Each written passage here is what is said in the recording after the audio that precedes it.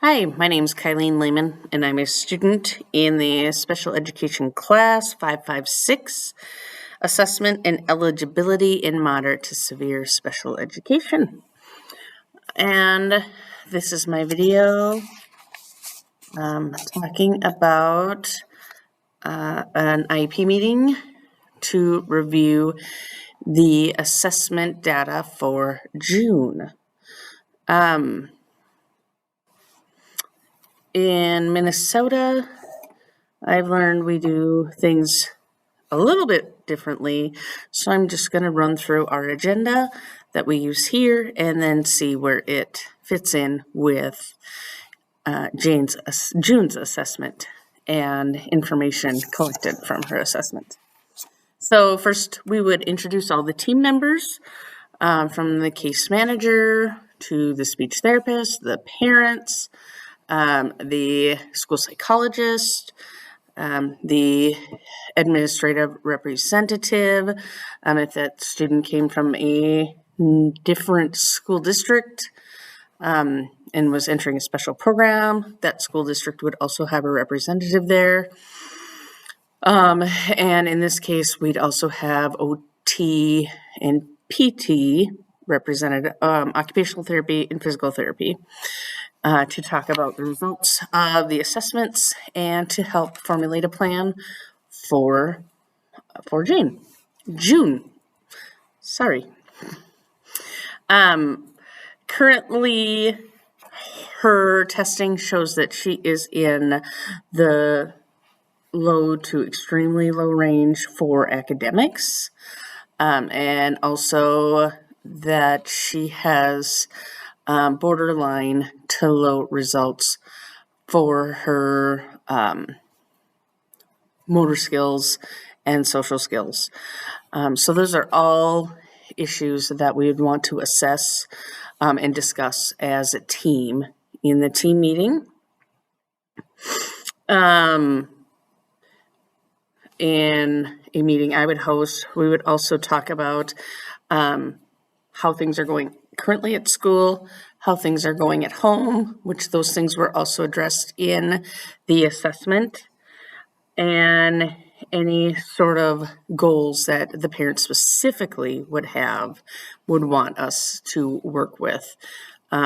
We'd make sure that we would specifically ask the parents for their input. If June already had an IEP, we would review that as well, seeing as she's 7 and this is an evaluation or an assessment meeting.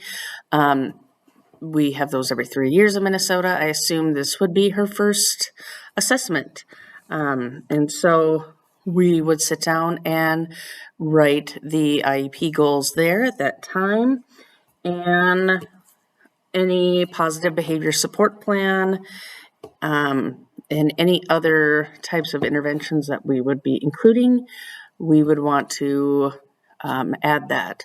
Any paraprofessional support, any accommodations or modifications that might be needed, those are things we would also address. In my facility, because we are a level 4 facility, we'd also address mental health issues. Each student has a mental health worker, and if June were to enroll in our school with her age, she would also be assigned a mental health worker, unless the parents opted her out. So that would be something that we would discuss, and anything that would go the length of service that she would have, so we could add that to the services page. We would also discuss at that time if there were any outside mental health services that were in place, so we could get a full picture of what is happening with June. We would also discuss any outside agencies. Being June is 7, a lot of times there would not be. Sometimes, though, we would have students that have a county caseworker or child protection worker. Some students have had a guardian ad litem. None of that was indicated in the assessment, and so we'd just mention it just to make sure, because sometimes if it doesn't get asked, they don't volunteer that information. So that is something we would also talk about. And then we would also address how to communicate best with the parents. We would talk about any other questions or concerns that anyone in the group has.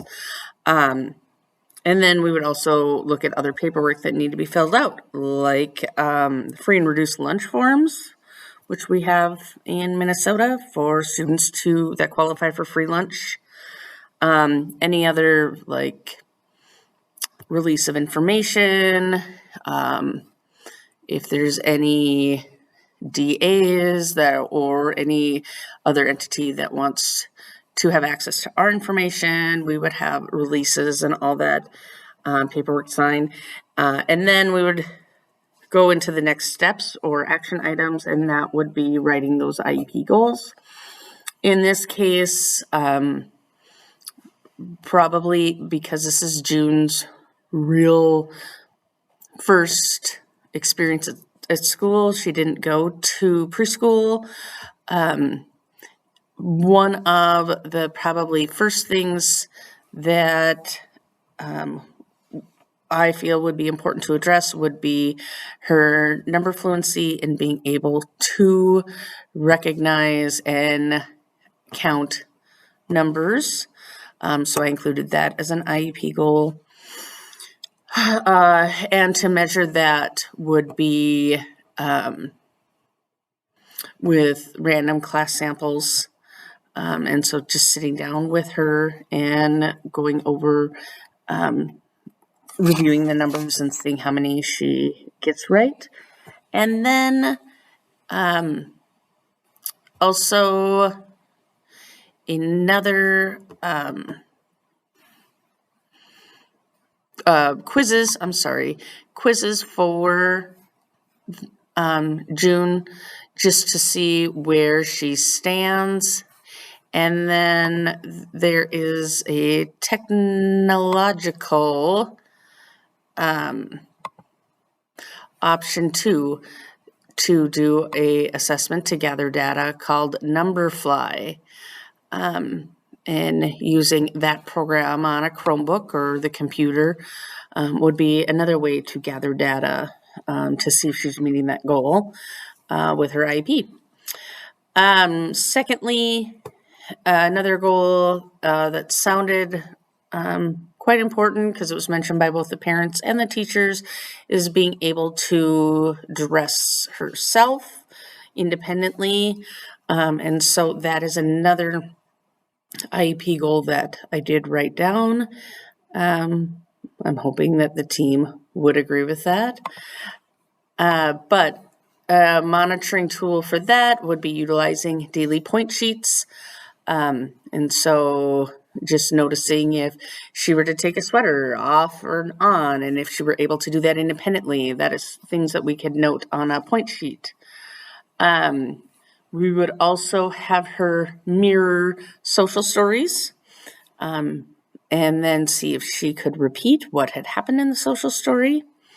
And then lastly, we would have behavior tracking, and staff would just track behavior to see if that was happening or if that was not happening.